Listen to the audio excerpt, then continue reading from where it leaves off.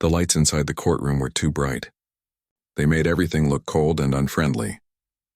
Daeho sat on a metal bench with his hands folded in his lap.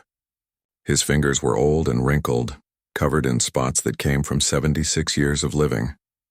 He could feel his heart beating inside his chest. It was beating too fast. Around him sat 20 other humans. They all looked scared. Some were crying quietly. Others stared at the floor. They knew what was coming. Everyone in the galaxy knew what happened when the dragon judges made their final decisions. The courtroom was enormous. It was built inside a space station called Haven 9. The walls were made of some kind of clear material that showed the stars outside. Daeho could see 3 different suns in the distance. They glowed with colors he had never seen on Earth. Red, purple, and something that looked like green fire. In the center of the room stood the judge's platform. It was raised high above everyone else. That's where Judge Velroth would sit. Daeho had seen pictures of dragon judges before, but he had never met one in person. They were old. Older than any human could imagine. Some people said Judge Velroth was more than 10,000 years old. The gallery behind Daeho was full of aliens. They had come from all over the galaxy to watch this trial. Most of them wanted to see humanity punished. Daeho could feel their eyes on his back. It made his skin feel cold. In the front row of the gallery sat Jiwoo. She was Daeho's granddaughter. She was only 28 years old, but she looked much older today. Her face was pale and her eyes were red from crying. She held a tablet computer against her chest. Inside that tablet was information. Important information, but Daeho wasn't sure if anyone would listen. Next to Daeho sat Taemin. He was humanity's defense lawyer. He was a good man, but he looked tired, very tired. He had been working on this case for 6 months. He had barely slept. His hair was messy and his suit was wrinkled. He kept looking at his papers and shaking his head. "We don't have much chance," Taemin whispered to Daeho. "The evidence against us is too strong. They have proof that human ships entered the Forbidden Zone. They have recordings. They have data logs. They have everything." Daeho nodded slowly. He understood. But he also knew something that Taemin didn't know. Something that nobody knew. He had kept it secret for 50 years. Today he might have to tell the truth, even if it meant trouble for him. A loud sound filled the courtroom. It was like a bell, but deeper. Everyone stopped talking. The prosecutor entered from a side door. Her name was Hee-jin. She was human, but she worked for the Galactic Council. She had to prosecute her own people. Daeho wondered how she could sleep at night. Hee-jin was tall and thin. She wore a dark blue uniform with silver buttons. She carried a case full of evidence. She walked to her table and set the case down. Then she turned and looked at the humans sitting on the bench. Her face showed no emotion. She looked at them like they were already dead. Another bell sound rang out. This one was even louder. Everyone in the courtroom stood up, even the aliens in the gallery. The door behind the judge's platform opened slowly. Judge Velroth entered. He was massive. His body was covered in scales that shimmered like metal. They were deep blue, almost black. But when the light hit them, they flashed with colors like oil on water. His head was long and angular, with horns that curved backward. His eyes were golden and they seemed to glow with their own light. He walked on 4 legs, but he stood upright on his back legs when he reached his platform. His front legs had hands with long fingers and sharp claws. He was easily 4 times taller than any human in the room. Wings were folded against his back. They were huge. When they moved slightly, they made a sound like wind through trees. Around his neck hung a chain made of some kind of crystal. It marked him as a judge of the High Council. Judge Velroth sat down on his platform. His tail curled around his body. He looked at everyone in the courtroom with those golden eyes. When his gaze passed over Daeho, the old man felt like the dragon could see inside his mind. It was a terrible feeling. "This court is now in session," Velroth said. His voice was deep and it seemed to come from everywhere at once. "We are here to decide the fate of humanity. The charges are serious: violation of the Forbidden Zone, destruction of sacred territory, disregard for galactic law." He paused and looked directly at the humans on the bench. "These crimes carry only one punishment: extinction." The word hung in the air like smoke. Extinction. Not jail. Not fines. Complete destruction of the entire human race. Jiwoo made a small sound behind Daeho. It was like a gasp and a sob mixed together. He wanted to turn around and comfort her, but he couldn't move. His body felt frozen. "Prosecutor Heejin," Velroth said. "Present your evidence." Heejin stood up. She opened her case and pulled out a small device. She pressed a button and a hologram appeared in the center of the courtroom. It showed a map of space. There was a large red zone marked clearly. This was the Forbidden Zone. No species was allowed to enter. The rules were clear. They had been clear for thousands of years.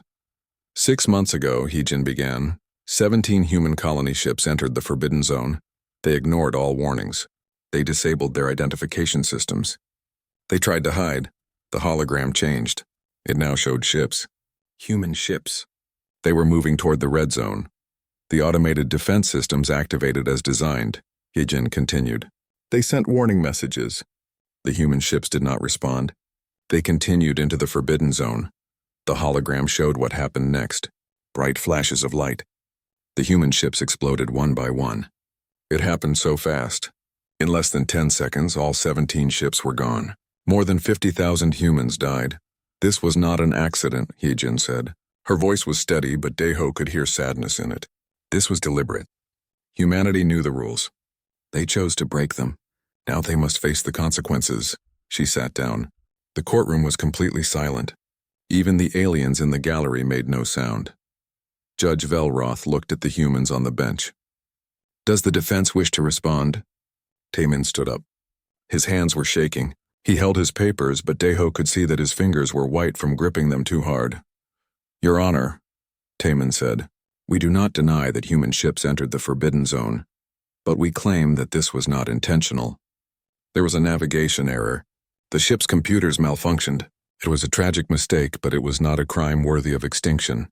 "A navigation error?" Velroth's voice showed disbelief. "All 17 ships had the same error at the same time?" "Yes, Your Honor. We believe there was a software problem that affected the entire fleet." "Do you have evidence of this software problem?" Taemin hesitated. "We are still investigating." "You have no evidence," Velroth interrupted. "You are asking me to believe in a convenient explanation that cannot be proven." "Your Honor, please, enough." The judge's voice was like thunder. "I have heard similar excuses before. Young species always have excuses when they break the law. They always claim mistakes or accidents. But the law exists for a reason. The Forbidden Zone protects something that cannot be replaced. If I show mercy to humanity, what message does that send to other young species? That they can break any rule and simply claim it was a mistake?" Taemin sat down slowly. He looked defeated. Daeho could see that his lawyer had given up hope. Judge Velroth turned to his computer. He began typing something. Everyone knew what he was doing. He was preparing the final decision. The decision that would end humanity forever. Daeho felt something break inside him. He had lived for 76 years. He had seen so much. He had built things. He had loved people. He had a family. And now some ancient dragon was going to erase everything. All of humanity, all of their dreams and hopes and stories gone. Just like that. No, he couldn't let it happen. Daeho stood up. His legs felt weak, but he forced them to work. "Your Honor," he said. His voice sounded small in the huge courtroom. Velroth stopped typing. He looked at Daeho. "Sit down, old man. This court does not allow interruptions." "Please," Daeho said. "I need to speak. I know something about what happened. Something important." Taemin grabbed Daeho's arm. "Don't," he whispered urgently. "You'll make things worse," but Daeho pulled his arm away. He looked up at the dragon judge. Those golden eyes stared back at him. "Speak quickly," Velroth said. "But know that if you waste this court's time, I will add additional charges." Daeho took a deep breath. This was it. After 50 years of keeping secrets, he was finally going to tell the truth. He just hoped that someone would listen. Daeho's heart was beating so hard he thought everyone could hear it. He stood there looking up at Judge Velroth. The dragon's golden eyes seemed to burn into him. Behind him, he could hear Jiwoo crying softly. He couldn't turn around. If he saw her face, he might lose his courage. "I built a spaceship," Daeho said. His voice was quiet at first. 50 years ago, a ship that nobody knew about. The courtroom exploded with noise. Aliens in the gallery started talking loudly. Some were shouting. Taemin dropped his papers. Hyjin jumped to her feet. Silence! Judge Velroth's voice boomed through the room. Everyone stopped talking immediately. The dragon leaned forward on his platform. Continue, old man. Tell me about this ship. Daeho swallowed hard. His mouth felt dry. I was a young engineer back then, only 26 years old. I was working at the Mars shipyard. But at night I worked on my own project. I wanted to build something different. Something nobody had ever built before. An unauthorized vessel? Velroth asked. That is illegal under human law, is it not? Yes, Your Honor. I knew it was wrong, but I had to do it. I had ideas. New ideas about how to make ships travel faster. I called it dimensional folding. Instead of pushing through space, the ship would fold space around itself. It could go places normal ships couldn't reach. Hyejin stood up again. Your Honor, this man is confessing to a crime. An old crime, but still a crime. This doesn't change anything about the Forbidden Zone incident. Let him speak, Velroth said. He looked interested now. His tail moved slowly behind him. I want to hear about this ship. What did you call it? The Songbird, Daeho said. A small smile crossed his face when he said the name. I named it after my wife's favorite Earthbird. She died 5 years ago. She never knew about the ship. I kept it secret from everyone, even her. Why? Velroth asked. Why keep such a secret for 50 years? Daeho took a breath. This was the hard part. Because 30 years ago I used the Songbird to go somewhere I wasn't supposed to go. I went to the edge of the Forbidden Zone. The courtroom erupted again. This time Velroth let people shout for a moment. Then he raised one clawed hand and everyone went quiet. You entered the Forbidden Zone? The dragon's voice was dangerous now. No, Your Honor. I went to the edge, just the edge. I didn't cross the boundary. But I sent sensors into the zone. I wanted to see what was there. I wanted to understand why it was forbidden. That is still a serious violation, Hyejin said. She looked angry now. Your Honor, this proves that humanity has been violating galactic law for decades. This makes their crimes even worse. But Judge Velroth held up his hand to stop her. What did you find, Daeho? What did your sensors detect? Signals, Daeho said. Artificial signals.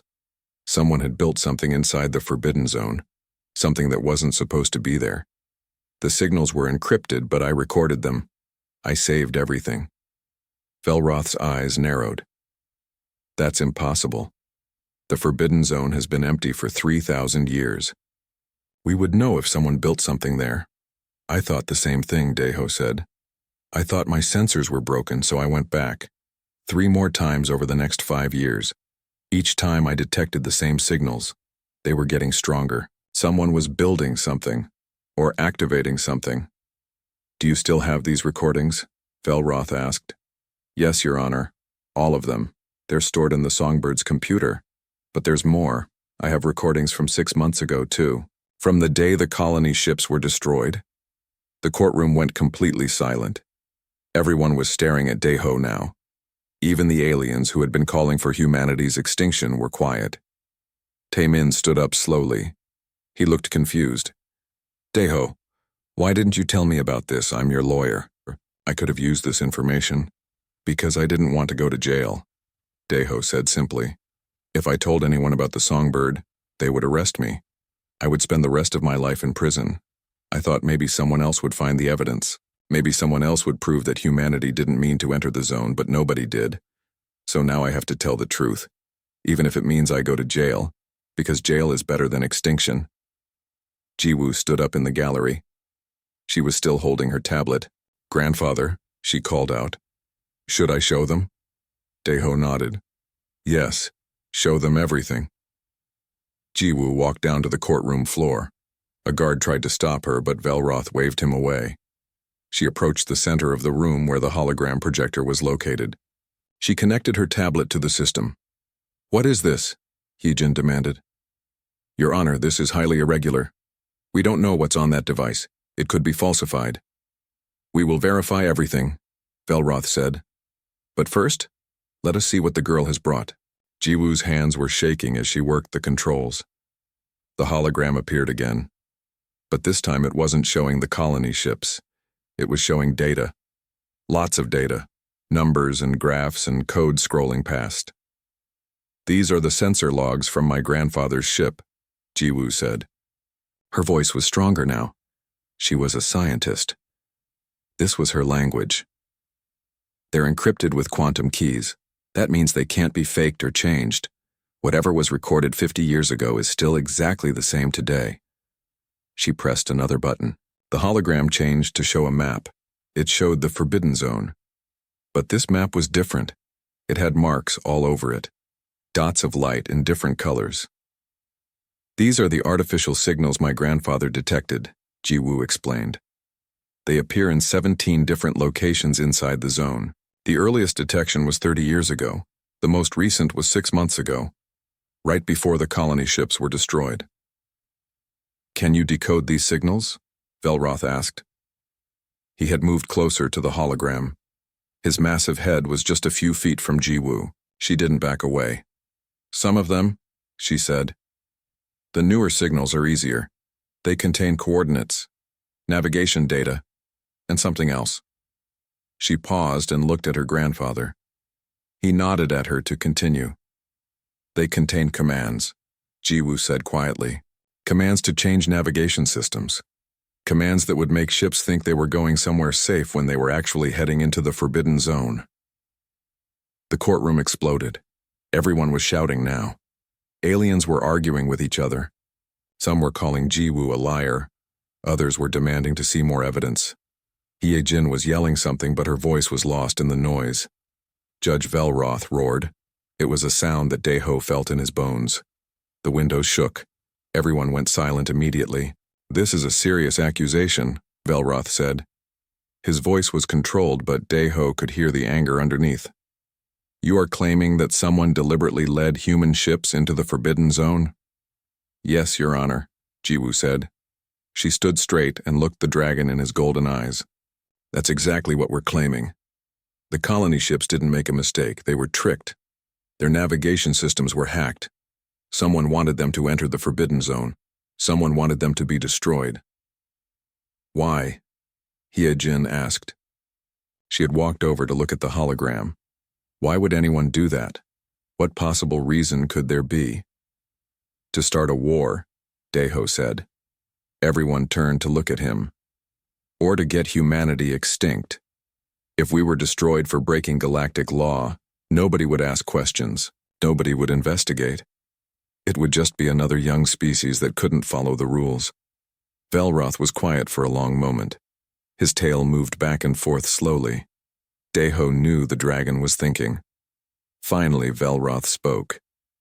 "These are extraordinary claims. I cannot make a decision based on data I haven't verified. And I cannot simply take your word that this ship of yours exists." He looked directly at Daeho. "Where is this songbird now?" Daeho smiled. It was a tired smile, but there was pride in it too. "She's hidden, Your Honor, in a place where normal sensors can't find her. I use the dimensional folding technology. The ship exists in a quantum pocket, a tiny bubble of space that's folded away from normal space." "That's impossible," Hye-jin said. "Quantum pockets are theoretical. Nobody has ever created one that's stable." "Nobody human," Daeho corrected. "I'm sure some alien species can do it, but you're right. It shouldn't be possible with human technology. I spent 30 years figuring it out. I failed 100 times, but eventually I got it to work. The songbird has been sitting in that quantum pocket for 25 years, waiting." "Can you retrieve it?" Velroth asked. "Yes, Your Honor. I can open the pocket and bring the ship out, but it will take time. And I'll need some equipment." "How much time?" 2 days, maybe 3. Velroth looked at his computer. He looked at the hologram showing Jiwoo's data. He looked at Daeho. The old man could see the dragon thinking, making calculations, weighing options. "This court is in recess," Velroth finally said. "We will reconvene in 3 days. During that time, I want this songbird retrieved and examined. I want every file checked, every sensor log verified. If this old man is telling the truth, then We have a much bigger problem than human colony ships. He stood up on his platform. But understand this, he said, looking at all the humans. If this is a trick, if these claims cannot be proven, then the sentence will stand. Humanity will be extinct, and Dae-ho will be remembered as the man who gave his species false hope before the end. I understand, Your Honor, Dae-ho said. Velroth nodded. Court dismissed. The dragon left through the door behind his platform. As soon as he was gone, the courtroom filled with noise again. But Dae-ho didn't hear it. Judge Velroth sat alone in his private chambers. The room was dark except for a few glowing crystals that floated near the ceiling. He liked the darkness. It helped him think. For 3 hours he had been reviewing Jiwoo's data. The numbers were real. He had run every verification protocol he knew. The quantum encryption was genuine. These sensor logs could not have been faked. That meant everything the old man said might be true. Someone had been inside the Forbidden Zone. Someone had been building something. And someone had led human ships to their deaths. The question was, who? Velroth pressed a button on his desk. A hologram appeared. It showed a face. The face of his assistant, Kyung-soo. Kyung-soo was human. He had worked for Velroth for 10 years. He was smart and loyal. Yes, Your Honor? Kyung-soo asked. I need you to analyze something, Velroth said. Come to my chambers. Bring your encryption tools. Right away, Your Honor. 5 minutes later, Kyung-soo entered the chambers. He was a small man with glasses and messy hair. He always looked like he had just woken up. But his mind was sharp. Very sharp. What do you need, sir? Kyung-soo asked. Velroth showed him the data from Jiwoo's tablet. Tell me if this is real. Tell me if someone could fake this. Kyung-soo sat down at the desk. His fingers moved quickly over the controls. He pulled up screens full of code. He ran tests. He checked timestamps. For 20 minutes he worked in silence while Velroth waited. Finally, Kyung-soo sat back. He took off his glasses and rubbed his eyes. It's real, he said. I don't know how it's possible, but it's real. These logs are 50 years old. They haven't been changed or edited, and the quantum encryption is legitimate. Could the old man have faked the encryption? Velroth asked. No, sir. That level of quantum encryption requires technology that humans didn't have 50 years ago. They barely have it now. For these logs to be fake, someone would need to travel back in time and plant them, and we both know time travel is impossible. Velroth nodded slowly. Then we must assume Dae-ho is telling the truth, which means someone did build something in the Forbidden Zone. Someone did manipulate the colony ships. He paused. I need you to find out who. That won't be easy, Kyung-soo said. The signals are encrypted too. I can see that they exist, but I can't read what they say. Not yet. Keep trying, Velroth said, and find out everything you can about the Ash Collective. Kyung-soo looked surprised. The Ash Collective? Sir, they were destroyed 200 years ago. After the Purge Wars, everyone knows that. Everyone assumes that, Velroth corrected. But what if everyone is wrong? The Ash Collective believed that young species should be eliminated. They thought only ancient species deserved to exist. That belief would give them a reason to destroy humanity. But how would they hide for 200 years? That, Velroth said, is what I need you to find out. Meanwhile, on the other side of Haven 9, Dae-ho was preparing to retrieve his ship. He stood in a cargo bay with Jiwoo and Taemin. They had brought equipment with them. Computers, power generators, and a quantum field stabilizer that Dae-ho had built himself. Are you sure this will work, grandfather? Jiwoo asked. She looked worried. It will work, Dae-ho said. He was connecting cables between the machines. His old hands knew exactly what to do. He had done this before. Many times. I've opened the pocket 17 times over the years. I used to visit the songbird every few months, just to check on her, to make sure everything was still working. Why didn't you just sell the technology? Taemin asked.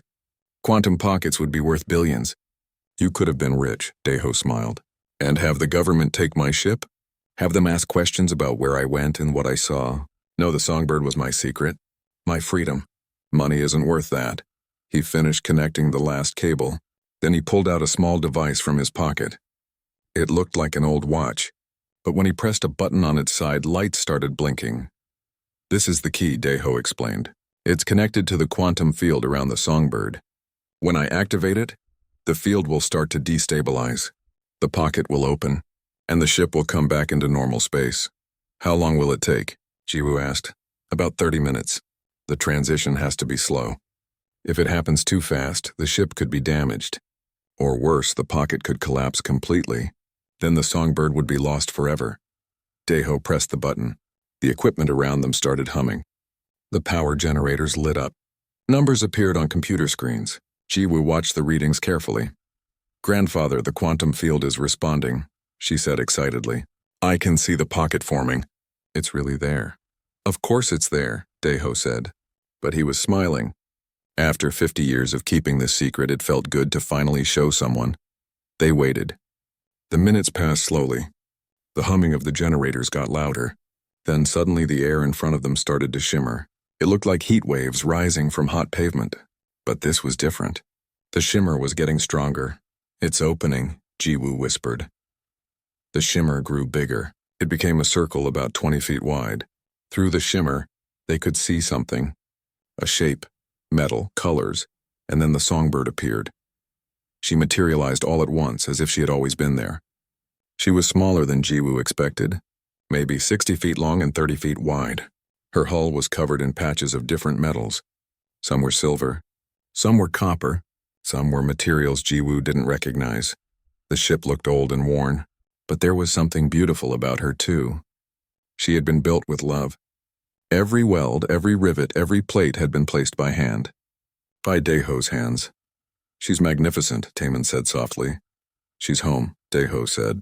He walked toward the ship slowly. His hand reached out and touched the hull. "Hello, old friend. Did you miss me?" Jiwoo laughed. "Grandfather, ships can't hear you." "This one can," Daeho said. "She has an AI, not a smart one, but smart enough. I programmed her myself." He raised his voice. "Songbird, it's Daeho. Authorization code 77 Alpha 9. A light appeared on the ship's side. Then a door opened. A ramp extended down to the cargo bay floor. "Welcome back, Daeho," a voice said. It was female and pleasant. "It has been 743 days since your last visit." I was beginning to worry. "I'm sorry," Daeho said. "I had some trouble. But I'm here now. And I brought guests." "I see them," the songbird said. "Hello, guests. Please wipe your feet before entering." Daeho does not like dirty floors. Jiwoo and Taemin followed Daeho up the ramp. Inside, the ship was cramped but clean. Everything was organized. Tools hung on wall racks. Computer screens lined one side of the small bridge. There were only 2 chairs. "Songbird, please display all sensor logs from 30 years ago until present," Daeho said. "Displaying," the AI responded. The main screen lit up. Data started scrolling past. Dates, times, coordinates, signal strengths, everything Daeho had recorded over the years. "Can I download this?" Jiwoo asked. "Yes," Daeho said. "Connect your tablet. Copy everything." While Jiwoo worked on copying the data, Taemin explored the ship. He found Daeho's personal quarters, a small room with a bed and a desk. On the desk was a picture. It showed a younger Daeho with a woman. They were smiling. They looked happy. "Your wife?" Taemin asked. Daeho came to the doorway. He looked at the picture. "Yes, Mira, she died 5 years ago. Heart failure. I wasn't there. I was at the shipyard working. By the time I got to the hospital, she was gone." "I'm sorry," Taemin said. "Me too," Daeho said quietly. "I should have told her about the songbird. She would have loved to see it. But I was afraid. Afraid of getting in trouble. Afraid of losing the ship, so I kept my secret. And now she'll never know." He wiped his eyes quickly. "That's why I'm telling the truth now. I'm old. I'm going to die soon anyway, but humanity is young. They deserve a chance. If my secret can save them, then it's worth it. Even if I go to jail." A sound interrupted them. It was coming from the bridge. Jiwoo was calling out, "Grandfather! Taemin, come look at this!" They rushed to the bridge. Jiwoo was pointing at the screen. "I was reviewing the sensor logs, the ones from 6 months ago, and I found something. Look at this signal." The screen showed a complex pattern. It was different from the other signals they had seen. "What is it?" Taemin asked. "It's a command protocol," Jiwoo said. "A very specific one. It's designed to interface with human navigation systems. And look at the timestamp. This signal was sent 3 days before the colony ships entered the Forbidden Zone. So someone sent a command to the ships, Deho said. A command that changed their navigation. Yes, Jiwoo said. But there's more. I ran the signal through a database of known encryption methods. And I got a match. She looked at them with wide eyes. This encryption pattern belongs to the Ash Collective. Deho felt his blood run cold. The Ash Collective? But they're gone. They were destroyed centuries ago. Maybe not, Jiwoo said. Or maybe they came back. Either way, this signal came from them. I'm sure of it. At that moment, the cargo bay door opened. Guards entered. Behind them came a tall woman. She wore a uniform that marked her as part of Judge Velroth's personal staff. I am Bora, she said. Judge Velroth has sent me to inspect this ship. He wants a full report, Deho nodded. Of course. Come aboard. We have something you need to know. Judge Velroth arrived exactly 1 hour later. The cargo bay doors opened and he entered, his massive form filling the space. His scales gleamed under the bright lights. Behind him came 2 people. One was Kyung-soo. The other was a young woman with sharp eyes and quick movements. This is Soo-jin, Velroth said, gesturing to the woman. She is the best encryption analyst in the galaxy. If anyone can decode these signals, she can. Soo-jin bowed slightly to Deho. I've heard about your ship, she said. I'm impressed. Quantum pocket technology is extremely difficult. You must be a genius, Deho shook his head. Not a genius. Just stubborn. I tried 100 ways before I found one that worked. That's what genius is, Soo-jin said with a smile. May I board your ship? Please, Deho said. They all climbed aboard the Songbird. It was crowded with so many people inside. Velroth had to bend his neck to fit through the doorways. His tail dragged behind him, scraping against the metal floor. Songbird, Deho said. This is Judge Velroth. He is a friend. Show him everything. Hello, Judge Velroth, the AI said. Welcome aboard. Please be careful of your tail. You are scratching my floors. Velroth made a sound that might have been a laugh. My apologies, Songbird. I will be more careful. Soo-jin went straight to the computer systems. Her fingers flew over the controls. She pulled up the sensor logs and started analyzing them. Numbers and graphs filled the screens. She worked in silence for 10 minutes while everyone watched. Finally, she sat back. This is incredible, she said. These logs contain 50 years of data from inside the Forbidden Zone. Do you understand how valuable this is? Nobody has had sensor readings from inside the zone for 3,000 years. What do the readings show? Velroth asked. Structures, Soo-jin said. 17 different structures built at various points over the last 30 years. They appear to be relay stations, communication hubs, and weapons platforms. Weapons? Taemin asked. What kind of weapons? The kind that destroyed your colony ships, Soo-jin said quietly. These platforms can project energy beams that disable ship systems. Then they guide the ships into the automated defense perimeter. The defense systems do the rest. It's clever. It makes it look like the ships entered on their own. Who built these platforms? Velroth demanded. Soo-jin pulled up another screen. The encryption signature is clear. These platforms were built by the Ash Collective, or someone using their technology and codes. Kyung-soo leaned forward. I thought the Ash Collective was destroyed. After the Purge Wars, the Council hunted them down. Every member was found and judged. Every known member, Soo-jin corrected. But the Ash Collective was always secretive. They operated in cells, small groups that didn't know about each other. It's possible some cells survived. They could have been hiding for 200 years, waiting for the right moment to return. Why would they target humanity? Jiwoo asked.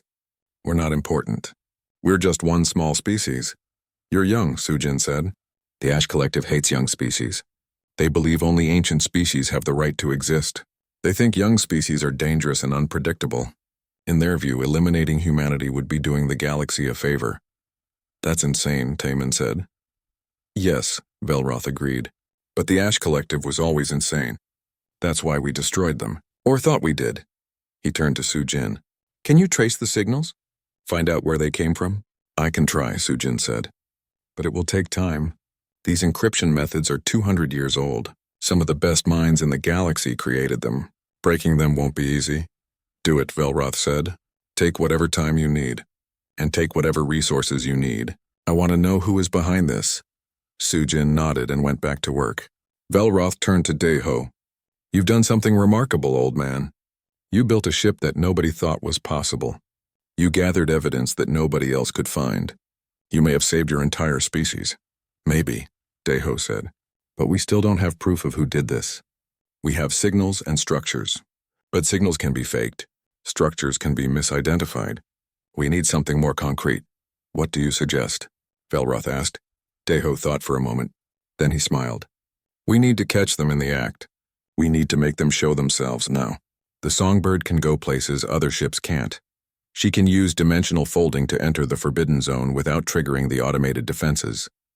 If we go there, if we find one of these relay stations, we might be able to catch whoever is operating them. That's too dangerous, Jiwoo said. Grandfather, you're 76 years old. You can't go flying into the Forbidden Zone. I'm the only one who can fly this ship, Deho said. The controls are customized. The navigation system works differently than normal ships. It would take months to train someone else. Then I'm coming with you, Jiwoo said. Me too, Taemin added. And me, said Kyungsoo. And me, said Bo-Ra. They all looked at each other. Then they looked at Velroth. The dragon was quiet for a long moment. His golden eyes moved from person to person. Finally, he spoke. No, he said. If anyone goes, it should be me. I am a judge, I have authority. If we find evidence, I can act on it immediately, and I'm much harder to kill than any of you. Can you fit in my ship? Deho asked, looking at Velroth's massive form. I will make myself fit, Velroth said. So it was decided. Deho, Velroth, Jiwoo, and Bo-Ra would take the Songbird into the Forbidden Zone. They would find one of the relay stations, and they would discover who was behind the attacks on humanity. They spent the next 3 hours preparing. Deho checked every system on the ship. Jiwoo loaded all the sensor data they might need. Bo-Ra brought weapons just in case. Velroth studied maps of the Forbidden Zone, planning their route.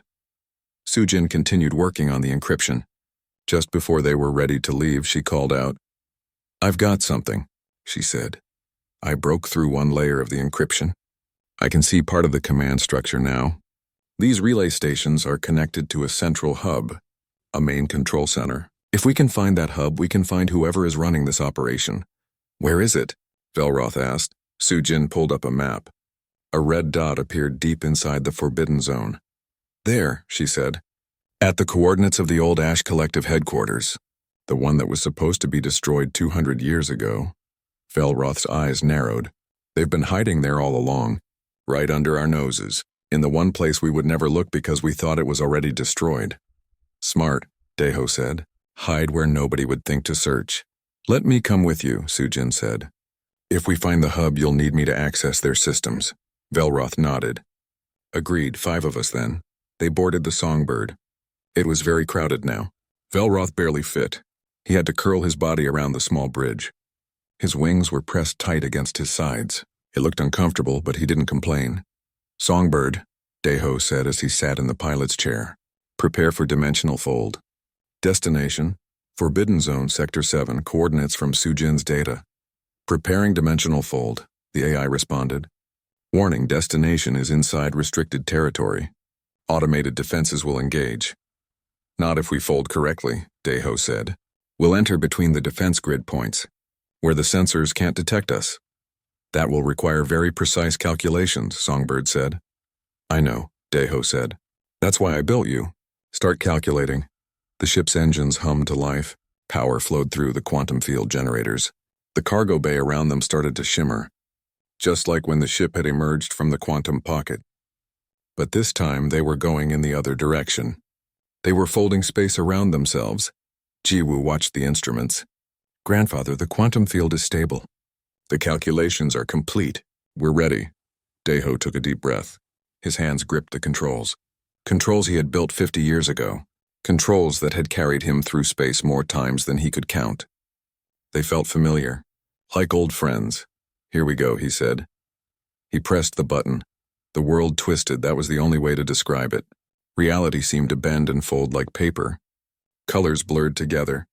Up and down lost meaning. For a moment that felt like forever, they existed in multiple places at once. Then everything snapped back into focus. They were in the Forbidden Zone. The stars outside looked different here. There were more of them. They were brighter. And in the distance, Jiwoo could see something strange. a massive structure that looked like it was made of crystal and metal fused together. Is that the hub? Bora asked. I think so, Sujin said.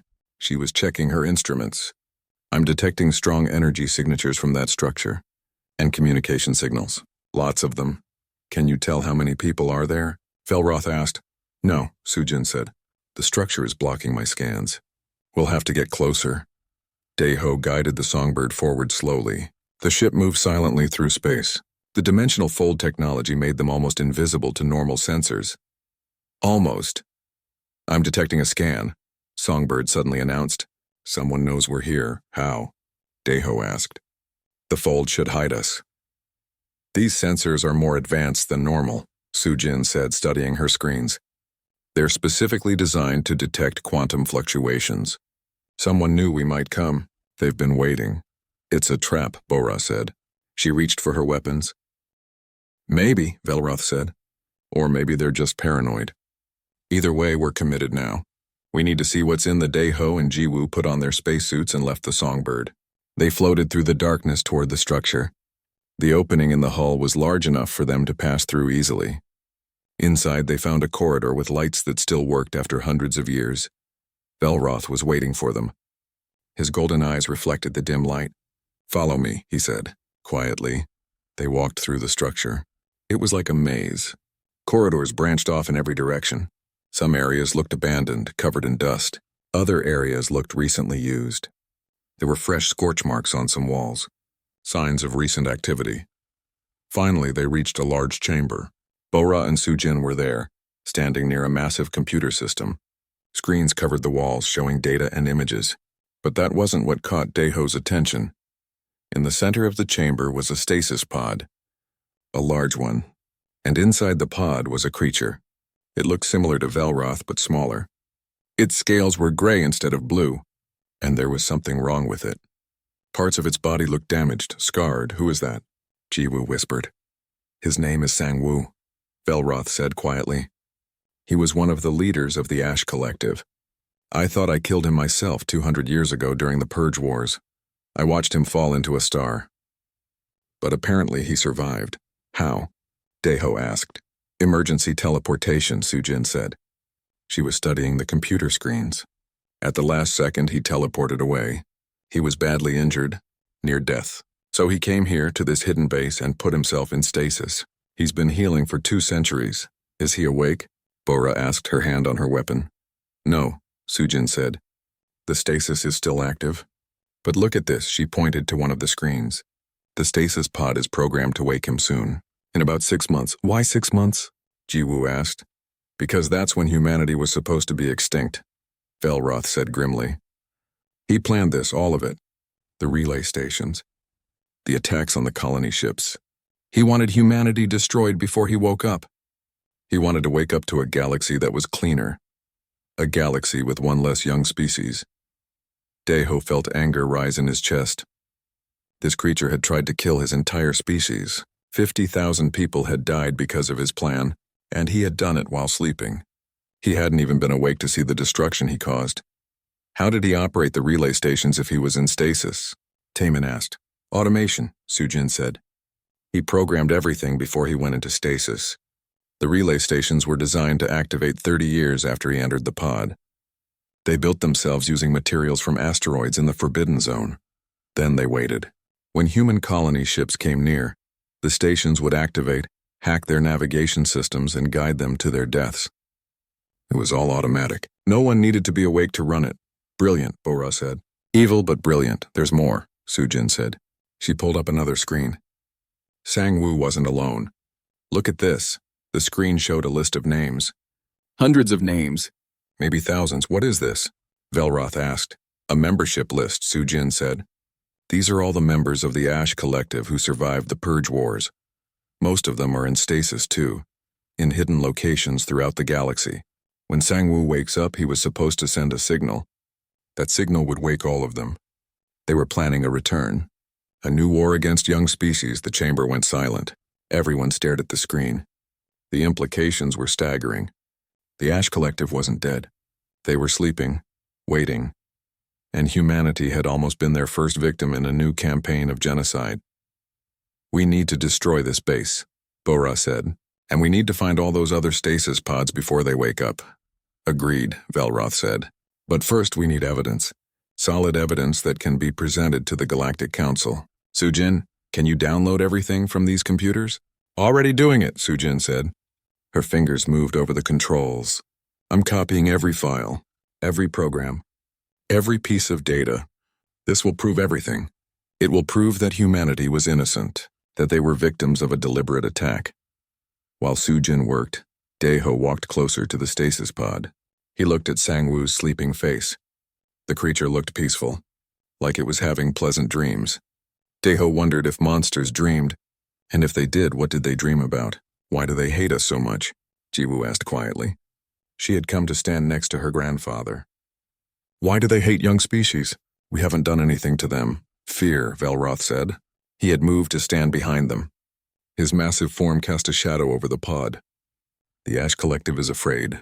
They're afraid that young species will eventually surpass them, that new ideas and new technologies will make ancient species obsolete. So instead of accepting change, they try to stop it. They try to eliminate anything new, anything different. That's stupid, Jiwoo said. Yes, Velroth agreed.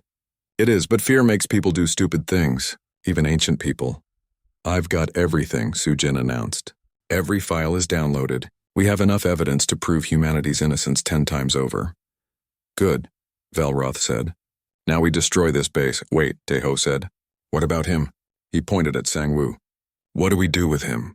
Velroth looked at the stasis pod for a long moment. Galactic law is clear. He should be tried for his crimes. But I am a judge. I have authority to pass sentence here and now. And my sentence is this. He stays in stasis, forever. Let him sleep for eternity, never knowing if his plan succeeded or failed. That is a fitting punishment for someone who tried to commit genocide while sleeping. We should kill him, Bora said. He's too dangerous to leave alive. Perhaps, Velroth said. But I am not an executioner. I am a judge, and judges show mercy when appropriate. This is my mercy, eternal sleep. He pressed buttons on the stasis pod's control panel. The programming changed. The wake-up timer disappeared. The pod was now set to maintain stasis indefinitely with no end date. Now we leave, Velroth said, and then we destroy this place. They returned to the Songbird. Once everyone was safely aboard, Daeho piloted the ship away from the structure. When they were a safe distance away, Bora activated the explosives she had planted inside the base. The structure exploded in a flash of light. Fire bloomed in the darkness of space. Pieces of metal and crystal scattered in every direction. Within seconds, there was nothing left but debris. It's done, Bora said. They returned to Haven 9 using the dimensional fold. The trip took only minutes. When they materialized in the cargo bay, they found Kyung-Soo waiting for them. He looked excited, Your Honor, he said to Velroth. The court is assembled. Prosecutor Hyojin has called for an emergency session. She says she has new evidence to present. Velroth's eyes narrowed. New evidence? What kind of evidence? I don't know, sir. She wouldn't say, but she seems confident. Let's find out, Velroth said. They all went to the courtroom. It was full again. The gallery was packed with aliens and humans. Everyone was talking excitedly. When Velroth entered, they all went silent. He took his place on the platform. This court is now in session, he said. Prosecutor Heejin, you have called for an emergency session. What evidence do you wish to present? Heejin stood. But she looked different now. Her confident expression was gone. She looked uncertain, worried. Your Honor, she said slowly, I have reviewed the data that was presented earlier. The sensor logs from Daeho's ship, the evidence of artificial signals in the Forbidden Zone. I have also received preliminary reports about your expedition to the zone. And, Velroth prompted, and I must withdraw all charges against humanity, Hyojin said. The courtroom erupted with noise. Aliens were shouting. Humans were crying. Heejin raised her voice to be heard over the chaos. The evidence is clear. Humanity did not willfully violate the Forbidden Zone. They were victims of a sophisticated attack, an attack designed to make them look guilty. I appreciate your honesty, prosecutor, Velroth said, but I must inform you that we have more than preliminary reports. We have definitive proof. He gestured to Sujin. She connected her computer to the courtroom's hologram system. Images appeared in the center of the room. the relay stations, the computer files, the membership list, and finally an image of Sang-Woo in his stasis pod. This, Velroth said, is Sang-Woo, former leader of the Ash Collective. He orchestrated the entire attack on humanity. He built weapons platforms in the Forbidden Zone. He hacked human navigation systems. He caused the deaths of 50,000 innocent people, all while in stasis, all as part of a plan to eliminate young species from the galaxy. The courtroom was completely silent now. Everyone stared at the images. The Ash Collective is not dead, Velroth continued. They are hiding, sleeping, waiting to return. If we had executed humanity for their crimes, we would have played right into their hands. We would have done their work for them. He turned to look at the humans on the bench, at Daeho, sitting there with his granddaughter beside him. But one man refused to let that happen. Daeho, a 76-year-old engineer, built a ship that shouldn't exist. He gathered evidence that no one else could find. He risked imprisonment and death to tell the truth.